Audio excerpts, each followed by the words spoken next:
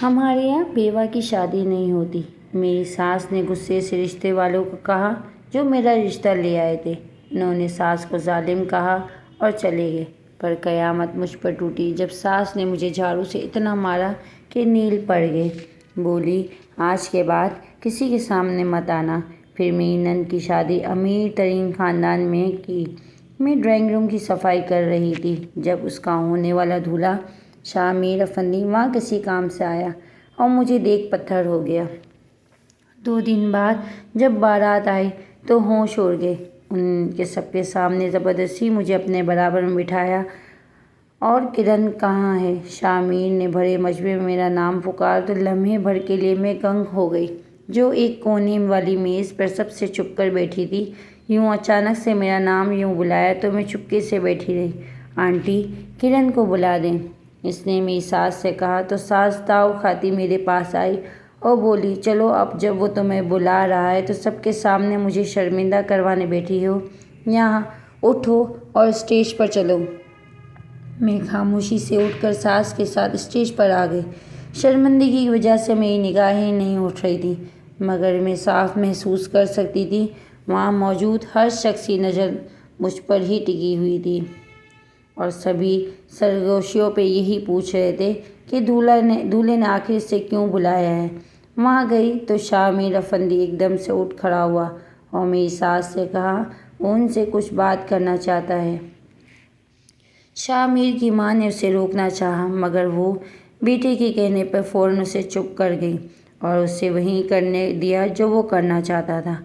ساس کے چہرے کی رنگت ایک دم سے اڑ چکی تھی مگر وہاں بہت سارے مہمان تھے سو انہوں نے خاموشی کو ہی غنیمت سمجھا اور کمرے میں شاہ میر کے ساتھ بات کرنے چلی گئیں۔ کچھ دیر بعد وہ دونوں باہر آئے تو ساس کی رنگت پہلے سے زیادہ فاقہ تھی جبکہ شاہ میر بڑا خوش لگ رہا تھا۔ مجھے وہیں اسٹیج پر ایک طرف کی کرسی پہ بٹھا دیا گیا۔ کچھ ہی دیر بعد میری نند وہاں آ گئی اور ان دونوں کا نکاح پڑھوا دیا گیا۔ ان کے نکاح کے بعد لوگ کھانا کھانے میں مصروف ہو گئے تو ساس شاہ میر اور نتاشا کو لے کر کمرے میں چلی گئیں۔ ساتھ ہی انہوں نے مجھے بھی کمرے میں بلوایا جس پر مجھے حیرت تو بڑی ہوئی کیونکہ ان دونوں ماں بیٹی نے کبھی بھی مجھے اہمیت نہیں دی تھی اور اب جیسے وہ مجھے بلا کر لے گئی تھیں مجھے بھی عجیب سا لگ رہا تھا۔ کمرے میں جا کر ساس نے جو بم پھوڑا وہ میری توقع کا بالکل ہی غیر مترادف تھا۔ ان کے مطابق سب کے سامنے نتاشا اور شاہ میر کا نکاح ہو چکا ہے اور رخصتی کے بعد اگلے روز کرن تمہارا بھی شاہ میر کے ساتھ نکاح ہے۔ کیوں اماں میرا نکاح کیوں؟ یہ تو نتاشا کی شادی ہو رہی ہے نا، مجھے کچھ سمجھ نہیں آ رہا تھا۔ اس کمرے میں شاہ میر افندی اور اس کے ماں باپ، نتاشا اور اماں اور میں موجود تھے۔ ان سب کی موجودگی میں اماں مجھے کیسی باتیں کہہ رہی تھیں۔ اماں نے سخت نگاہوں سے مجھے دیکھا۔ اس سے پہلے وہ کچھ بولتی شاہ میر افندی گلا کھنکار کر بولا یہ سب کچھ ہماری خواہش پہ ہو رہا ہے، ہم نے ہی سب سے کہا ہے تو بلا وجہ پریشان مت ہوں اور خوش ہوں کہ آپ کی نند کے ساتھ آپ کا بھی گھر بس رہا ہے۔ باقی اب میرا خیال ہے ہمیں باہر بیٹھنا چاہیے، ایسا نہ ہو کہ لوگ کچھ اور ہی سمجھ بیٹھیں۔ یہ کہہ کر وہ ایکسکیوز می کہتا ہوا وہاں سے باہر چلا گیا۔ پیچھے اس کے والدین بھی کمرے سے باہر چلے گئے۔ جب میں نے سر اٹھا کر اماں اور نتاشا کو دیکھا تو دونوں ہی حواس باختہ نظر آ رہی تھیں۔ نتاشا کی حالت ایسی تھی گویا ابھی اسی وقت رو دے گی مگر بڑے صبر سے کھڑی یہ سارا تماشا دیکھ رہی تھی۔ اماں بھی ہنکار بھر کر وہاں سے باہر چلی گئیں۔ دفع ہو جاؤ میری نظروں کے سامنے سے، نتاشا نے دبے دبے لہجے میں چیخ کر کہا تو میں تیزی سے باہر کو بھاگی، آیا کہیں وہ سچ مچ میری جان لینے کے در پر نہ ہو جائے۔ باہر آتے ہی میں اپنے کمرے میں آ گئی اور اندر سے دروازہ بند کر دیا۔ میرا پورا جسم کانپ رہا تھا، سمجھ ہی نہیں آ رہا تھا یہ سب کیا ہو رہا ہے اور اتنی اچانک سے میری ساس کیسے اپنی بیٹی کے شوہر کے ساتھ میری شادی کرنے کو رضامند ہو گئی تھی۔ مجھے 2 دن پہلے والا واقعہ یاد آیا جب میں اپنے دھیان میں ڈرائنگ روم کی صفائی کر رہی تھی۔ میری ساس اور نند نے گھر کا سارا کام مجھ سے ہی کروایا تھا، صرف برتن دھونے کے لیے ایک کام والی عورت کو رکھا تھا۔ اس سے پہلے گھر کی صاف ستھرائی سب میں نے اکیلے ہی کی تھی، باقی سب کام ہو گئے تھے، صرف ڈرائنگ روم رہ گیا تھا۔ سو میں بری طرح سے ڈرائنگ روم کے کونے خدرے صاف کرنے میں مگن تھی۔ جب مجھے قدموں کی آہٹ سنائی دی تو میں نے مڑ کر دیکھا تو سامنے ایک آدمی کھڑا تھا۔ میں چونک گئی، جلدی سے سر پر دوپٹہ لے کے اٹھ کھڑی ہوئی اور وہاں سے جانا چاہا، مگر اس آدمی نے مجھے روک لیا اور پوچھا، آپ کون ہیں؟ میں نے اپنا تعارف کروانے کے بجائے الٹا اس سے ہی دوبارہ پوچھا، مسٹر آپ کون ہیں اور کیسے اندر آ گئے؟ وہ مسکراتے ہوئے بولے، گھر کا دروازہ کھلا تھا اور ویسے بھی اب یہ میرا ہی گھر ہے تو میں پورے استحقاق کے ساتھ اندر چلا آیا۔ میرا نام شامر افندی ہے، نتاشا کا ہونے والا شوہر۔ اب آپ اپنا متعلق بتائیں۔ اس کی بات سن کر میں نے جلدی سے اپنا تعارف کروایا اور ڈرائنگ روم سے باہر نکل آئی۔ مجھے صرف یہی ڈر تھا کہ کہیں میری ساس یا نند مجھے شامر افندی کے ساتھ دیکھ نہ لیں، کیونکہ اگر ایسا ہوتا تو وہ میری جان کا عذاب بن جانی تھی۔ یہ بات شکر کسی نے بھی نہیں دیکھا تھا۔ میں نے سوچا پہلے ساس کو بتا دوں، پھر اس بات پر مٹی ڈال کر میں اپنے کمرے میں ہی آ گئی۔ پتہ نہیں شامر میری ساس کو میرے متعلق بتایا تھا یا نہیں، مجھے کچھ معلوم نہیں۔ میں یہی دعا کرتی رہی، کاش وہ میرا کوئی ذکر نہ کر دے، اور ایسا ہی ہوا۔ ساس نے کچھ بھی نہیں پوچھا مجھ سے۔ ٹھیک 2 دن بعد نتاشا کی شادی تھی اور وہ اپنی پوری تیاری میں مصروف تھی۔ اس نے میرے ساتھ بہت برا کیا تھا جب سے لقمان کی وفات ہوئی تھی، مگر میرے دل سے بار بار اس کے لیے دعائیں نکل رہی تھیں کہ اس کے نصیب بہت اچھے ہوں، میری طرح سے کسی کی باتیں برداشت نہ کرنی پڑے۔ میری شادی ہو محض 3 ماہ ہی ہوئے تھے جب ایک روز لقمان کی اچانک سے وفات ہو گئی۔ وہ پیٹرول پمپ پر پیٹرول بھروانے گئے تھے، مگر ادھر سے کسی طرح سے آگ لگ گئی اور وہ لقمان بھی اسی آگ میں زد میں آ کر جاں بحق ہو گئے۔ نئی شادی تھی تو دکھ بھی بہت زیادہ گہرا تھا۔ مجھے کسی طرح سکون نہیں آتا تھا۔ اس کے بعد میرے گھر والوں نے مجھے اپنے ساتھ لے جانے کی بات کی، مگر تب ہی اپنے جسم میں ہوتی ہوئی تبدیلیوں سے مجھے احساس ہو گیا تھا کہ میں اکیلی نہیں ہوں، بلکہ لقمان کی اولاد بھی میری کوکھ میں پل رہی ہے۔ ڈاکٹر کو چیک اپ کروانے پر جب اس بات پہ یقینی دہانی ہو گئی کہ واقعی میں حاملہ ہوں تو میری ساس نے انکار کر دیا کہ وہ قطعی مجھے مہکے نہیں جانے دیں گی۔ یہ ان کی نسل ہے اور ان کے گھر میں ہی پیدا ہوگی۔ میرے والدین خاموش ہو گئے۔ وہ بیچارے کیا بھی کر سکتے تھے سوائے صبر اور برداشت کے۔ لقمان کا دکھ ختم تو نہیں ہوا تھا، مگر اس ننھی جان کے آنے کا سن کر میں کافی بہل گئی تھی۔ مجھے یوں لگ رہا تھا جیسے 9 ماہ بعد لقمان واپس سے اس دنیا میں آ جائے گا، مگر قسمت کو شاید میری ایک اور آزمائش منظور تھی۔ ایک روز میں نہا دھو کر باہر آئی تو دیکھا سامنے کچھ مہمان بیٹھے ہوئے ہیں۔ مجھے نہیں پتا تھا وہ کون لوگ ہیں۔ بھلے سے ساس نے مجھے وہاں رہنے کی اجازت دی تھی، مگر وہ اپنے یا اپنی بیٹی کے کسی بھی معاملے میں مجھے شامل نہیں کرتی تھی۔ لیکن مجھے بھی اس بات کی پرواہ نہیں تھی کہ میں مکمل طور پر اپنی ہی دنیا میں رہنے والی بالکل الگ تھلگ سی لڑکی تھی۔ میں اس کشمکش میں تھی کہ اپنے کمرے میں جاؤں یا ان لوگوں کو سلام بلاؤں۔ تبھی ان میں سے ایک عورت نے میری جانب دیکھ کر ساس سے پوچھا، یہ کون ہے؟ اس لڑکی کو یہاں بلائیں۔ ساس کا منہ بن گیا۔ اس نے مجھے بلایا اور بتایا، یہ میری بہو ہے، میرے بیٹے کی وفات ہو گئی ہے، 3 ماہ ہی ہوئے تھے شادی کو۔ وہ عورت بڑی دلچسپی سے میرا تعارف سن رہی تھی، تب تک وہاں نتاشا بھی آ گئی۔ پھر اس نے مجھے اشارہ کیا تو میں اپنے کمرے میں چلی آئی۔ وہ مہمان کب گئے مجھے اس متعلق اس بات کا بھی علم نہیں تھا۔ میں باہر آئی تو ساس نے مجھے ڈانٹا تھا۔ کیا ضرورت تھی اپنی نحوست وہاں لانے کی؟ میں نے اپنی صفائی دیتے ہوئے کہا، مجھے نہیں علم تھا کہ اس کے رشتے دیکھنے آئے ہیں۔ اس بات پر ساس غصے سے بولی، تمہیں پتہ نہیں تھا، مگر تم بچی بھی نہیں، مہمانوں کو دیکھ کر تمہیں اس بات کا اندازہ ہو جانا چاہیے تھا۔ خیر جو بھی ہوا آئندہ ایسی غلطی مت کرنا۔ میں نے سکون کا سانس لیا کہ شکر بچت ہو گئی اور زیادہ ڈانٹ نہیں پڑی، مگر یہ میری صرف خوش فہمی تھی، کیونکہ ٹھیک 2 دن بعد ان لوگوں نے نتاشا کے رشتے سے انکار کرتے ہوئے میرا رشتہ مانگ لیا۔ جب یہ بات میری ساس کو پتہ چلی تو وہ غصے سے پاگل ہو رہی تھی۔ جیسے ہی میں اس کے سامنے گئی تو ساس نے مجھے مارنا شروع کر دیا۔ میں اپنا بچاؤ کرنے کی بہتری کی کوشش کرتی رہی مگر کوئی فائدہ نہیں۔ ساس جانوروں کی طرح مجھے مار پیٹ رہی تھی۔ جب ہاتھوں سے مار مار کے دل نہیں بھرا تو اس نے جھاڑو سے مجھے پیٹنا شروع کر دیا۔ میرے جسم پر جہاں جہاں جھاڑو پڑ رہا تھا وہاں نیل کے نشان بن چکے تھے۔ بالآخر اس نے مجھے دھکا دیا اور میں بری طرح سے نیچے گر گئی، اور یہی میری ساس کی سب سے بڑی غلطی تھی، کیونکہ اس دھکے سے وجہ سے مجھے لقمان کی نشانی اپنی اولاد سے ہاتھ دھونا پڑ گیا۔ میری ساس نے میری کوکھ اجاڑ دی تھی۔ کتنے دن تو میں اسی صدمے میں رہی۔ وہ بھی شکل سے شرمندہ لگ رہی تھی مگر پھر بھی اس نے سب الزام مجھ پر ہی دھر دیا تھا کہ تم نہ آتی ان کے سامنے تو یہ سب کچھ نہ ہوتا۔ میں نہ تمہیں دھکا دیتی مگر مجھے چبھ لگ چکی تھی۔ میرے والدین نے مجھے گھر لے جانے کی بات کی تو میں نے منع کر دیا۔ پتہ نہیں کیوں، بس چاہنے کے باوجود بھی میں ان کے ساتھ نہ جا سکی۔ اس رشتے کے بعد نتاشا کے کئی رشتے آئے۔ جب کوئی رشتہ آتا تو ساس مجھے پہلے ہی بتا دیتی، سو میں سکون سے کمرے میں آ کر بیٹھ جاتی اور تقریباً رات کو ہی باہر نکلتی تھی۔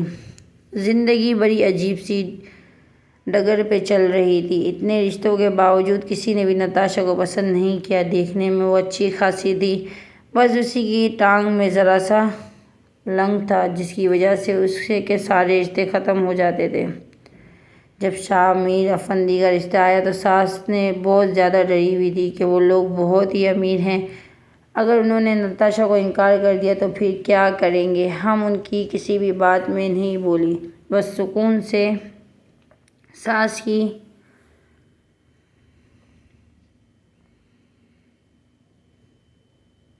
بات سننے کے بعد میں نے نرمی سے کہا، اماں جو ہونا ہے نصیب کا ہی ہونا ہے، سو پریشان نہ ہو اس بات پر۔ ساس تڑپ کر بولی، ہاں تم تو چاہو گی اس کے نصیب برے ہوں، تمہیں کہاں کوئی بات اچھی لگنے لگی، تم تو بدوا ہی دو گی۔ تمہارا اپنا گھر نہیں بن سکا تو کسی کا بستا ہوا کہاں دیکھ پاؤ گی۔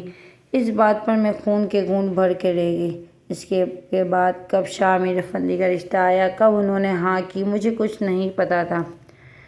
فلاں تاریخ کو ان دونوں کا نکاح ہے۔ میں اندر ہی اندر خوش بھی تھی کہ چلو اس کا گھر بن رہا ہے، اچھا ہے اپنے گھر کی ہو جائے۔ ویسے بھی اس بیچاری نے بہت زیادہ اذیت برداشت کی تھی۔ رشتے کے نام پر درجنوں انکار سن کر مجھے بھی پتا تھا شاہ میر افندی نے اپنی پہلی بیوی کو طلاق دی ہوئی تھی، تبھی وہ یہ شادی کرنے پہ راضی ہے۔ اماں کو اس بات سے کوئی فرق نہیں پڑ رہا تھا، وہ تو بس شاہ میر کا پیسہ دیکھ رہی تھی اور اس کے پیسے میں اپنی بچی کو عیش کرتے ہوئے شادی کروا دی۔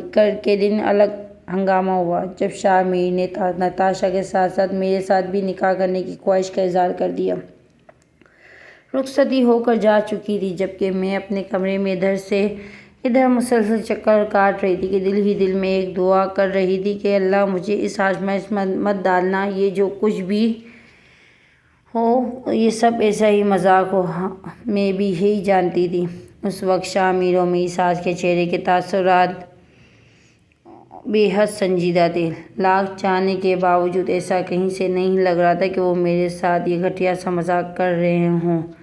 شادی کے سارے کاموں کے بعد ساس میرے کمرے میں آئیں۔ اس کے چہرے پہ دکھ اور عجیب سے تاثرات تھے۔ چاہتی کیا ہو تم؟ کیوں تم نے یہ سب کیا؟ میری بچی کی خوشیاں دیکھنا اچھا نہیں لگ رہا تمہیں؟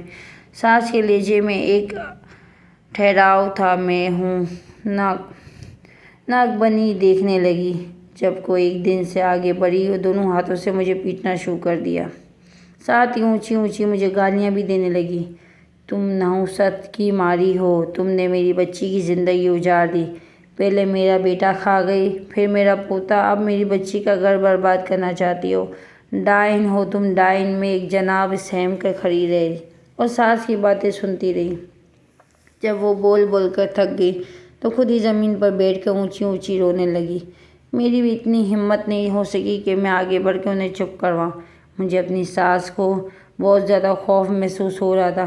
خاموشی سے اپنے کمرے میں آ گئی اور کھایا پیا بھی نہیں۔ یہ شکر تھا جو بھی تھوڑے بہت مہمان تھے وہ اپنے گھروں کو چلے گئے، ورنہ اگر وہ یہ سب تماشا دیکھتے تو بہت مصیبت بن جاتی۔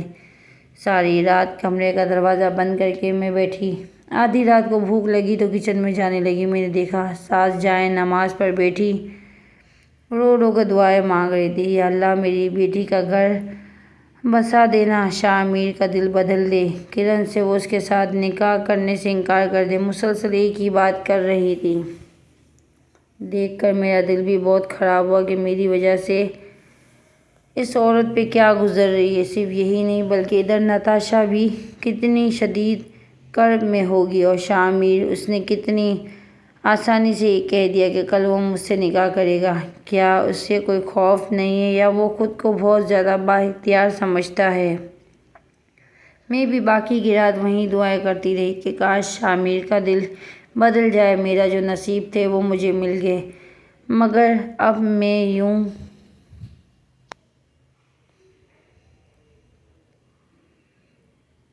یوں نتاشا کی زندگی نہیں خراب کرنا چاہتی تھی۔ صبح تک جتنی بھی دعا کر سکتی تھی میں نے کی۔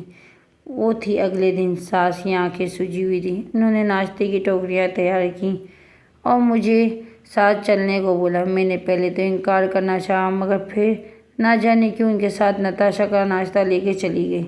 وہاں گئی تو نتاشا مجھے میر کو دیکھ کر ایک دم سے خوش ہو گیا، جبکہ نتاشا کا منہ بنا ہوا تھا۔ وہ دونوں ماں بیٹی ایک دوسرے کے گلے لگ کر رونے لگی تو شاہ امیر خاموشی سے اٹھ کے کمرے سے باہر چلا گیا۔ پیچھے ایک صوفے پر جم کر بیٹھ گئی۔ ان دونوں ماں بیٹی کے درمیان بیٹھنا مجھے زیادہ عجیب لگ رہا تھا، سو میں بھی باہر چلی آئی۔ وہاں میں نے لون میں شاہ امیر افندی کو کھڑے کسی سے فون پہ بات کرتے دیکھا تو میں اس کے پاس آ گئی اور کہا مجھے آپ سے شادی نہیں کرنی ہے۔ اس نے فوراً ہی فون رکھ دیا، پھر نرمی سے مجھے دیکھ کر بولا تو ٹھیک ہے، میں نتاشا کو طلاق دے دیتا ہوں۔ میں نے تنتنایا ہے، اور آخر آپ مجھ سے شادی کرنا کیوں چاہتے ہیں، جبکہ نتاشا کے لیے رشتہ لے آئے تھے، پھر اس کے ساتھ نکاح بھی کر لیا، اب آخر کیوں شادی کرنا چاہتے ہیں مجھ سے؟ اس بات پر شاہ امیر نے بڑے غور سے مجھے دیکھا۔ اس کی نظروں میں کچھ ایسا تھا جو میں نہیں سمجھ سکی۔ مجھے لگتا تھا اب آپ کے اندر جانا چاہیے۔ آپ کی ساس نے سے میں نے بات کر لی ہے، باقی آپ کو جو بھی کہنا ہے ان سے کہیں۔ یہ کہہ کر اس نے دوبارہ سے فون ملا کر کام سے لگا لیا، جبکہ میرے تن بدن میں آگ لگ چکی تھی۔ میں نے سوچ لیا تھا چاہے کچھ بھی ہو میں اس شخص سے شادی کر کے نتاشا کی زندگی کسی طور پہ تباہ نہیں کروں گی۔ میں وہیں کھڑی رہی۔ جب مجھے ساس نے بلوایا سو میں اندر آ گئی تو دونوں ماں بیٹی مجھے گھور رہی تھیں۔ میں کچی سی ہو کے رہ گئی۔ کرن جو ہو رہا ہے اس سے تم بھی واقف ہو اور ہم بھی۔ ان حالات کو ہم بدل نہیں سکتے، مگر یاد رکھو میری بیٹی کو اگر تمہاری جانب سے کوئی تکلیف پہنچی تو اچھا نہیں ہوگا۔ زندگی بھر میں تمہیں معاف نہیں کروں گی۔ میں نے منع کر دیا، اماں یہ شادی نہیں کروں گی۔ لقمان کے بعد میں نے کبھی بھی اس طرح سے نہیں سوچا۔ اس بات سے میری ساس کو پہلے سے زیادہ تلما دیا اور وہ چبا چبا کر بولی خبردار، جو تم نے ایسا سوچا بھی میں بات کر چکی ہوں شاہ امیر سے، اگر تم نے انکار کیا تو وہ ہر صورت میں نتاشا کو طلاق دے دے گا، سو بہتر ہے جیسے میں کہہ رہی ہوں ویسا ہی ہو، اور بھاگنے کی بھی کوشش مت کرنا۔ میں نے نتاشا کو دیکھ کر وہ خاموشی سے منہ دوسری جانب کیے گہری چپ کے ساتھ بیٹھی تھی۔ اس سے پہلے ہی مزید کوئی بات کرتی جب شاہ امیر کمرے میں آیا اور کہا چلیں آنٹی، اگر آپ لوگ تیار ہیں تو نکاح کا وہاں آ گیا ہے، اسے آگے سے بھی کہیں نکاح پڑھوانے جانا ہے، سو وہ انتظار نہیں کر سکتا۔ اس کی بات پر کمرے میں ایک دم سے خاموشی چھا گئی۔ میں نے بے بسی سے شاہ امیر کو دیکھا تو نفی میں سر ہلایا۔ وہ مجھ سے نگاہیں موڑ گیا، گویا اسے میرے ہاں یا نہ کہنے سے رتی برابر بھی فرق نہیں پڑ رہا تھا۔ نتاشا ایک دم سے اٹھ کھڑی ہوئی اور کہا پلیز جو بھی کرنا ہے میرے کمرے سے باہر جا کے کر لیں، مجھے کچھ دیر آرام کرنا چاہتی ہوں، سر دکھ رہا ہے۔ یہ آواز کانپ رہی تھی، مگر پھر بھی وہ کافی ضبط سے اپنا جملہ ادا کر کے سب کے کمرے سے باہر جانے کا انتظار کرنے لگی۔ شاہ امیر ہمیں لے کر وہاں سے باہر چلا آیا تو پیچھے نتاشا نے پورے زور سے دروازہ بند کر دیا۔ ہم ڈرائنگ روم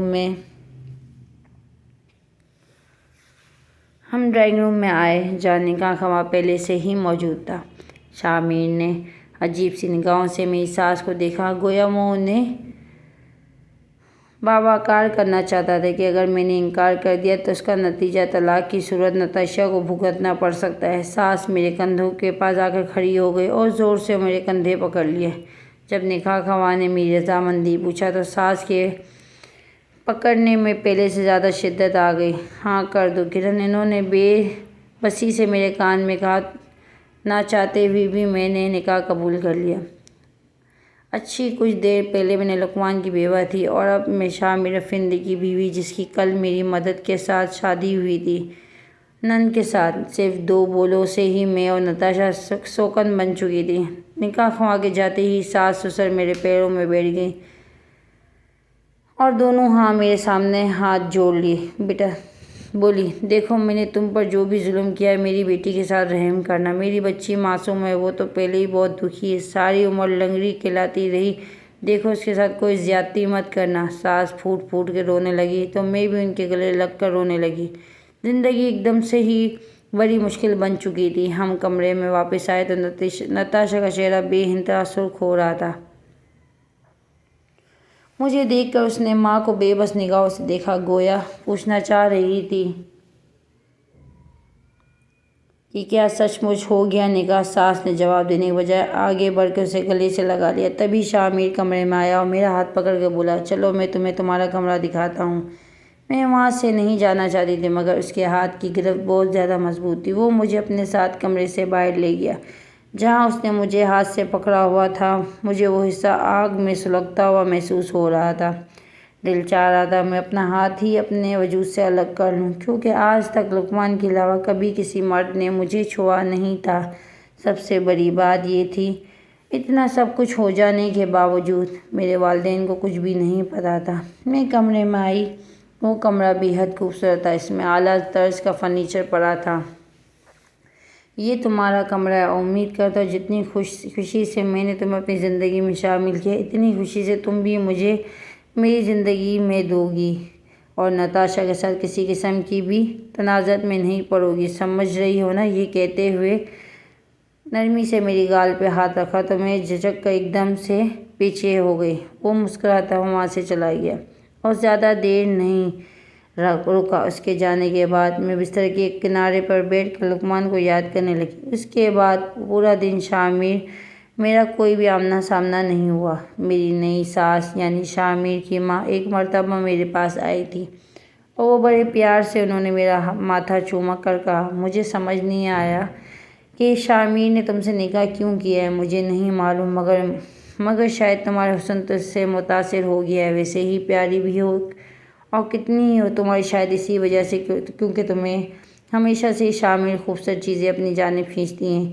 خیر اس بات کو چھوڑو، میں امید کرتی ہوں کہ تم دونوں اسے سکون دینے کی کوشش کرو گی اور لڑائی سے دور رہو گی۔ وہ بولتی رہیں مگر میں ان کی کسی بھی بات کا جواب نہیں دے سکی۔ کچھ دیر یوں ہی بیٹھنے کے بعد انہوں نے خود ہی شامر کی زندگی کے متعلق بتانا شروع کیا۔ شامر پہلی شادی بھی نہیں کرنا چاہتا تھا۔ ہم سب گھر والوں نے بہت زیادہ زور دیا مگر پھر وہ بھی نہیں مانا تو میں نے خودکشی کی دھمکی دے کے اسے منایا تھا۔ بہت مشکل کے بعد جب اس کی شادی ہوئی تو وہ لڑکی میرے بیٹے کے مزاج کی نہیں تھی۔ اسے ساری لڑکیاں چاہیے تھیں مگر وہ بہت ہی الگ طبیعت کی تھی۔ اسے گھومنا، شاپنگ، ٹریولنگ، بس اس سب کا ہی پتہ تھا۔ شامر کے ساتھ اسے صرف باہر جانا پسند تھا مگر کبھی اس نے شامر کے کھانے یا پینے کا خیال نہیں رکھا۔ میرا بچہ مکمل طور پہ ملازموں کے رحم و کرم پہ تھا۔ شامر نے بہت ہی زیادہ کوشش کی نبھانے کی مگر وہ نہیں نبھا سکی۔ ہم سب کی خواہش تھی کہ شامر کی اولاد ہو مگر اسے اپنے جسم کی پرواہ تھی، بچے کے بعد اس کا جسم ڈھلک جائے گا تو یہ خیر تھی۔ شامر نے پھر اسے طلاق دی۔ پھر ہم سب ایک دم سے بجھ گئے۔ پہلے ہی بہت مشکل سے اسے منایا تھا اور اب پھر سے وہ طلاق دے چکا ہے۔ میری تو راتوں کی نیند ہی اڑ چکی تھی۔ دن رات بس یہی دعا کرتی رہتی تھی کہ میرا بیٹے کا گھر اور دل دونوں آباد کر دے۔ کچھ عرصہ سے لگا اسے دوبارہ منانے میں تو وہ مان گیا۔ نتاشا سے اچھا بھلا رشتہ بھی طے ہو گیا تھا۔ ہم نے یہ پہلا رشتہ ہی دیکھا تھا۔ ہمیں تھوڑا بہت نتاشا کے لنگ سے اعتراض تھا مگر شاہ میر نے منع کر دیا۔ وہ ایسے کسی کو امید نہیں کر سکتا تھا۔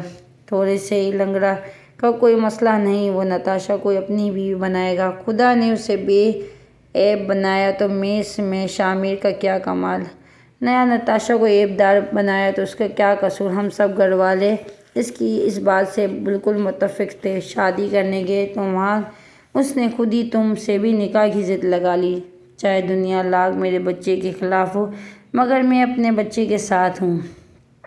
میرا دل کہتا ہے تم اسے خوش رکھو گی، آخر من پسند ہو نا تم اس کی۔ یہ کہتے ہوئے انہوں نے پھر سے میرا ماتھا چوم لیا اور میرے کمرے سے چلی گئیں تو پیچھے بیٹھی میں ان کی باتوں پر ہی غور کرتی رہ گئی اور سوچنے لگ گئی، آخر شاہ میر نے ایسا کیا دیکھ لیا مجھ میں جو وہ نتاشا کو طلاق تک دینے کے لیے رضامند ہو گیا تھا۔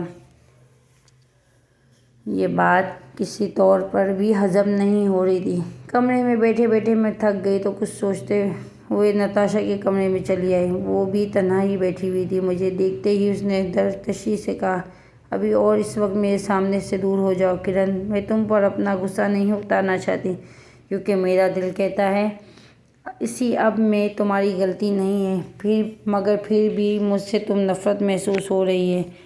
میں خاموشی سے اس کی بات سننے کے بعد بھی کمرے سے اندر چلی آئی اور بستر پہ اس کے سامنے بیٹھ کر نرمی سے اس کے دونوں ہاتھ اپنی کلائی میں تھام لیے۔ دیکھو نتاشا، میں تمہارا غصہ اور نفرت سب سمجھتی ہوں۔ میں بھی یہ شادی نہیں کرنا چاہتی تھی صرف تمہاری خاطر، کیونکہ شادی نہ ہونے کی صورت میں تم جس قدر اذیت سے گزر رہی ہو مجھے اس کا علم ہے، مگر میں تم سے وعدہ کرتی ہوں تمہارا حق نہیں ماروں گی بلکہ اپنا حق بھی تمہارے لیے چھوڑ دوں گی۔ نتاشا، خدا کا نام ہے ایسا مجھ سے منہ مت موڑنا، میں یہاں اکیلی ہوں، تمہارے سوا میرا کوئی نہیں ہے، تم ہی مجھ سے پیٹھ موڑ لو گی تو میں گھٹ گھٹ کر مر جاؤں گی۔ یہ کہتے ہوئے میں ہچکیوں سے رو دی تو نتاشا بھی رونے لگی۔ بالآخر وہ میرے گلے سے لگی اور ہم دونوں اس قدر شدید رونے لگے جیسے کوئی مر گیا ہو۔ نوکرانیوں نے بھی رونے کی آواز سن کر کمرے میں جھانکا مگر پھر خاموشی سے وہاں چلی گئی۔ ہم چپ ہوئے تو نتاشا سنجیدگی سے بولی، کرن دیکھو آئندہ میرے کمرے میں سوچ سمجھ کر آنا۔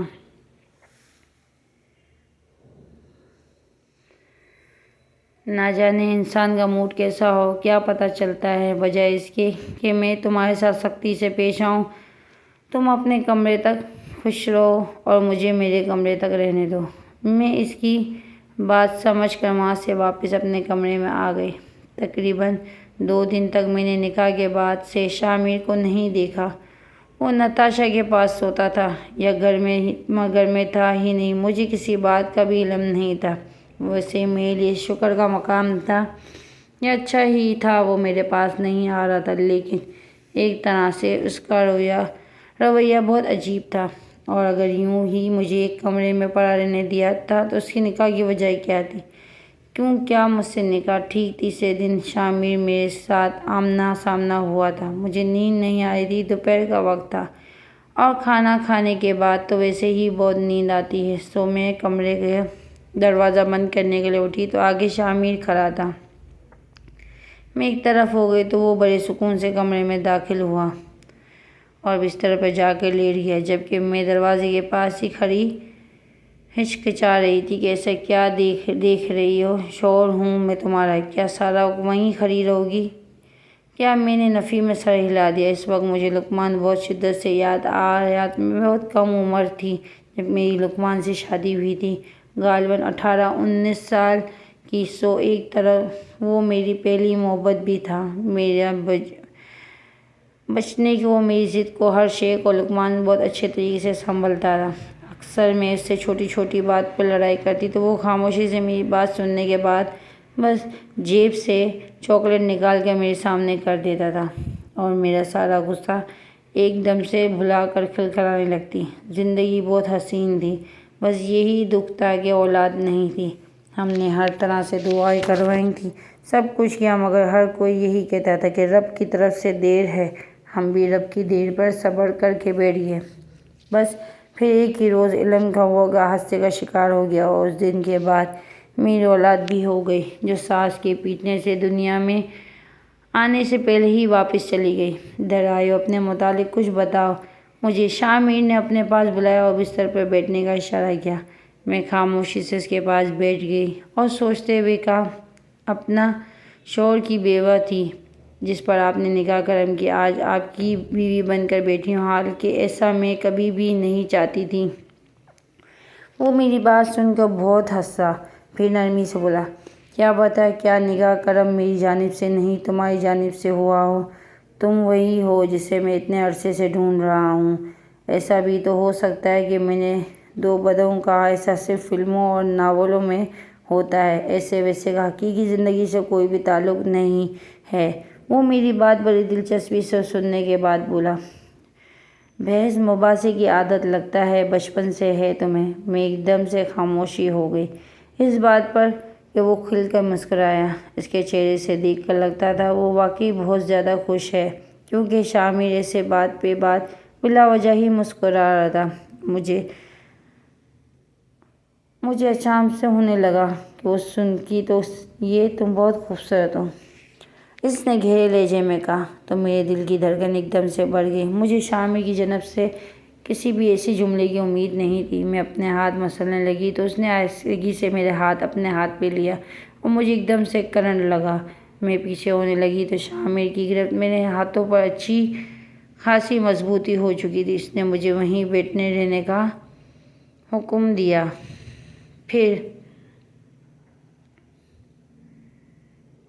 دروازہ کھول کے مجھے ایک مخملی سا سرخ رنگ کا ڈبہ دیا، جسے دیکھ کر لگ رہا تھا کہ اس میں کوئی ہار ہوگا۔ میں نے وہ ڈبہ پکڑ کر ایک جانب رکھ دیا تو مجھے گہری نگاہوں سے دیکھتے ہوئے بولا،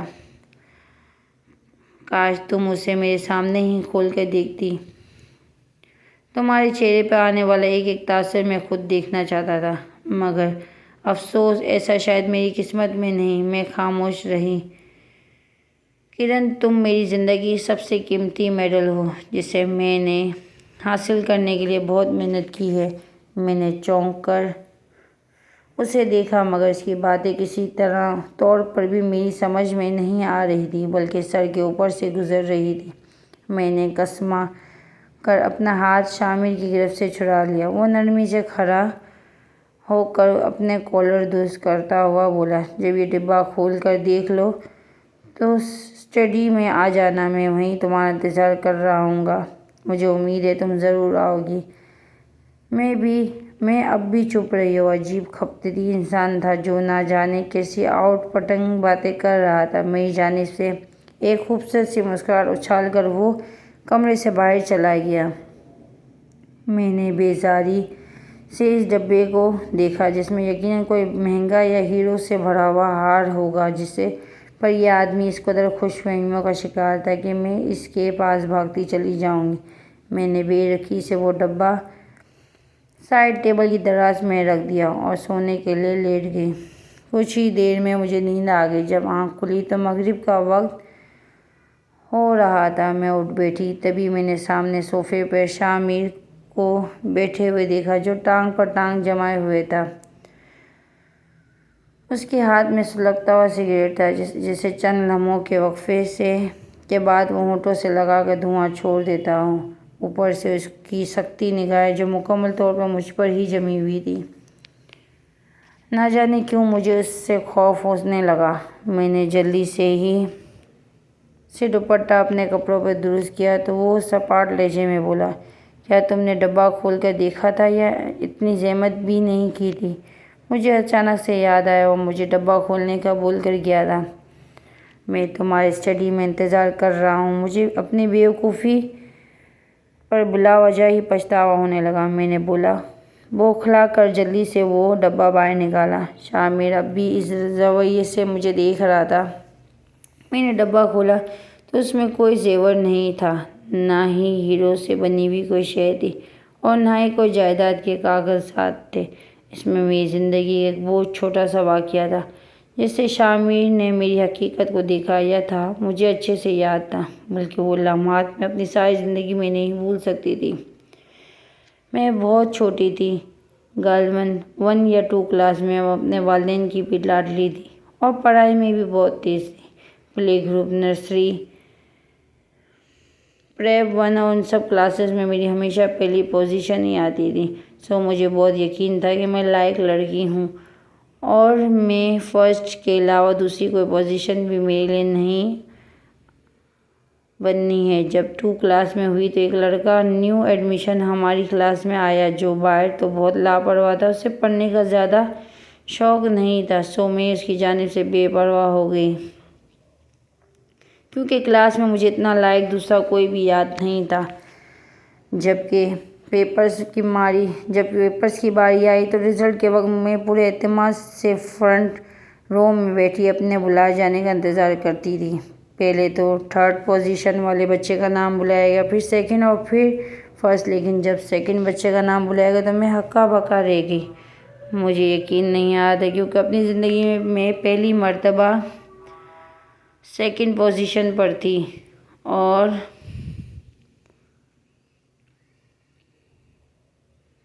فرسٹ پر وہی لڑکا تھا جسے ابھی 6 ماہ ہی ہوئے تھے ہماری کلاس میں داخل ہوتے۔ اس نے پورا سلیبس بھی نہیں پڑھا تھا، پھر وہ کیسے فرسٹ آ سکتا ہے؟ میں اپنی سیٹ پر ہی بیٹھی رہی جبکہ ٹیچر بار بار مجھے اسٹیج پر آنے کا اشارہ کر رہی تھی، آ کر اپنا میڈل لے لو، لیکن میں اپنی جگہ سے ٹس سے مس بھی نہ ہوئی اور میڈل لیے بغیر ہی گھر آ گئی۔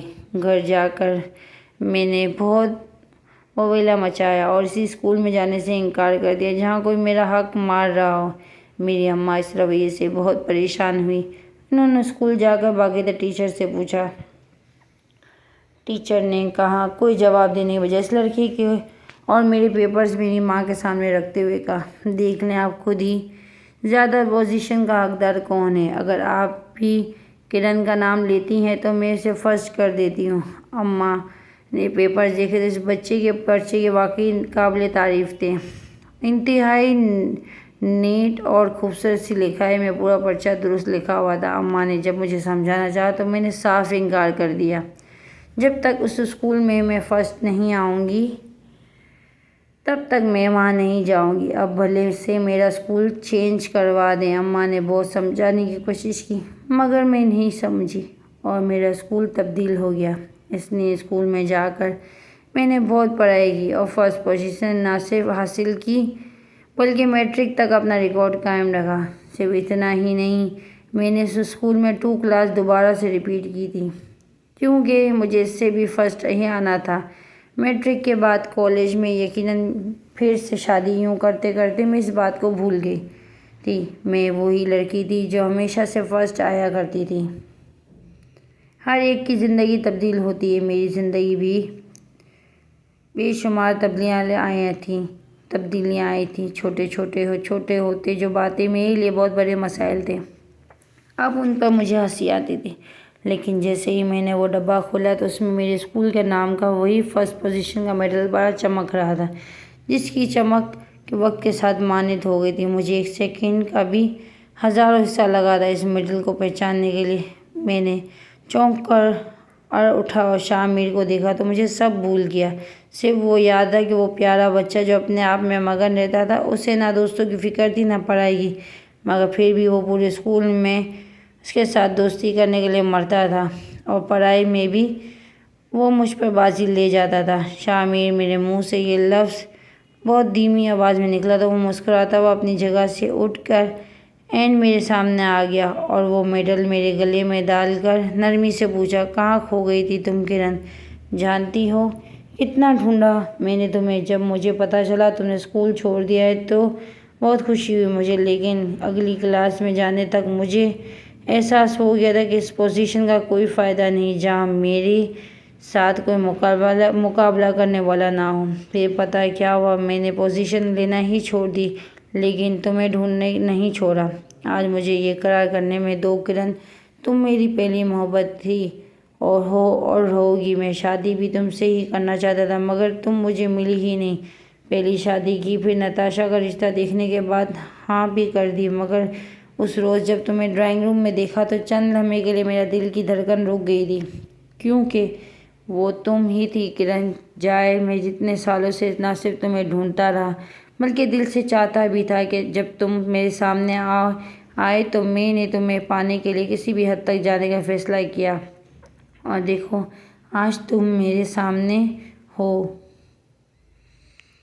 کہتے ہوئے شامی نے میرے ہاتھ چوم لیے، جبکہ میں مسکرا رہی تھی۔ ساتھ دکھ بھی تھا کہ اگر یہی میرا مقدر تھا تو لقمان کو میری پہلی محبت کیوں بنایا گیا؟ لیکن یہ سوچ خاموشی ہو گئی۔ یہ شاید آج بھی 2 کلاس کی بچی ہوں جسے دوسری پوزیشن والا میڈل ملا ہے، مگر آج یہی بچی وہ میڈل لے کر جہاں دکھی تھی وہاں خوش بھی تھی، کیونکہ اس نے زندگی کے ساتھ مقابلہ کرنا چھوڑ دیا تھا۔